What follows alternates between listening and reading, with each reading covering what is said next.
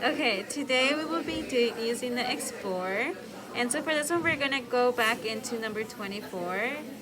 So based on the Explorer, we're going to want the Pac-Man to go into the interproximal of the mesial of 25. So we're going to start at that midline. And we're just going to do little soft movements to be able to feel the tooth and if there's any calculus there. And so this is what we're doing. And there is a little catch.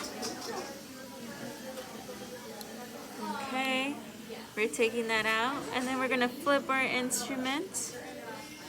And now we're going to go into that distal. And so this one, the Pac-Man will be eating this way. So again, we start at that midline. And go into, slowly but surely, into that contact. Make sure to turn a lot. Do not poke the patient. And then we do have some overlap of the teeth, so we're only going to be able to get into that little area we can right now. And then we can feel through that and that edge right here. The Cavitron insert, we're using a straight line for this one. So for this one, we're going to want to use more of a probing when it comes to the buccal surfaces, but when it comes to the interproximal, we're going to want to turn it and make it a curette style. And so I'll demonstrate that right now. Okay, so let's see. I like to readjust, and so we want to use the lateral sides or the back side for the most effectiveness. We do not want to use the tip or anything. So we're into the interproximal now.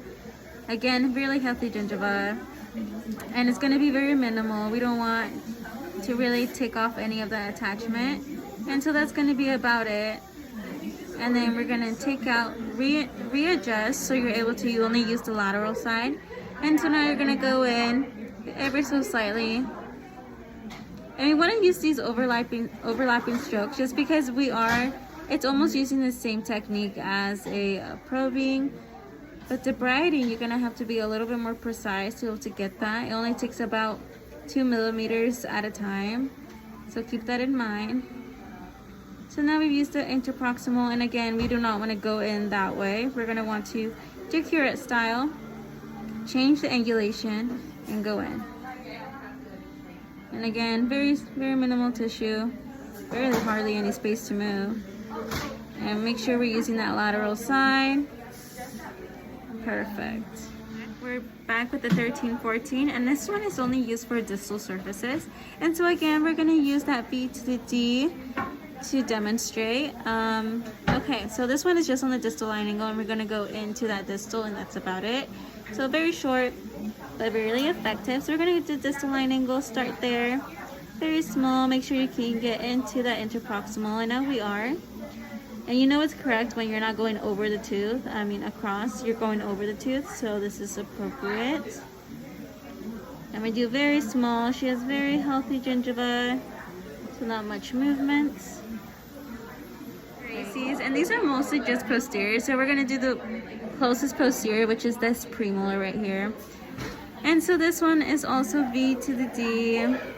Okay, and this one is a 11-12. So this is only mesial, buccal and mesial. The other one is going to be distal, which I will demonstrate. Sorry, I will demonstrate.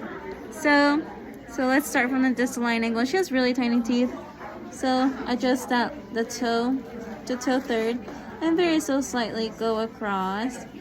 And I'm using exploring strokes just because she doesn't have any calculus. And then now we're into that mesial.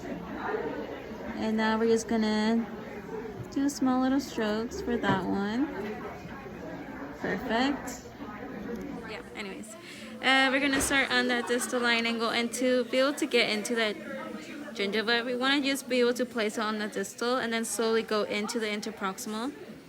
And then we hit that contact, and now we wanna do a 10-degree angulation into the interproximal, and then very slow slightly, there we go. And that is about a, 5, 4, 3, 2. That's 2 millimeters, which is very healthy for her. Very normal. And then we have one bobbin strokes, make it very small, minimal. We never know when it could change the bone level. And so because we did do it interproximal, now we're gonna just go from the distal line and go into the mesial. And so again, adjust, make sure you're into that little pocket. And so slightly just walk the dog across the tooth, very slightly, sorry. And then we hit that contact again. And now 10 degrees, very so slight, go in, shouldn't be that much. And it's also 2 millimeters. Ready? Okay, now we're going to demonstrate the universal curette. And so this one can be used anywhere. But for today, for instance, we're going to be using it on a premolar so we could see today. So we got the angle, we got the V to the D, that's how we know. And these are posteriors. So we're going to start from the distal line angle like always. And now, and because she has really tight tissues, she's a very healthy patient. So we're not going to see much of a crazy movement because she has a lot of that attachment still, which is good. So this is very minor. And we want to pivot. There we go.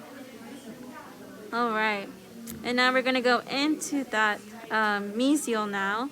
And so now we start from the distal line angle. We're a little higher because we want to have that cutting edge.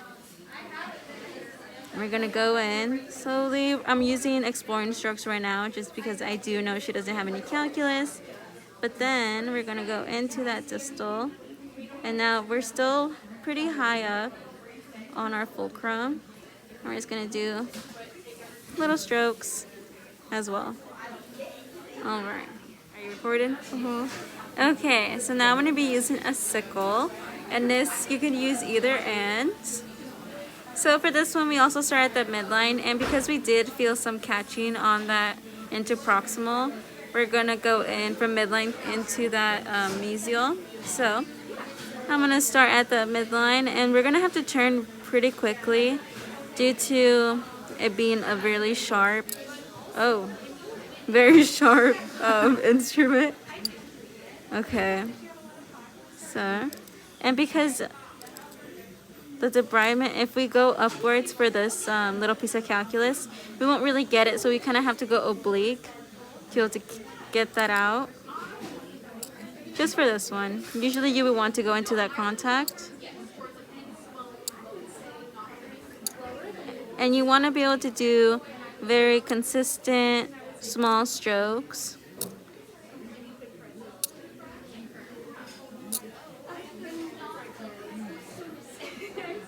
Okay.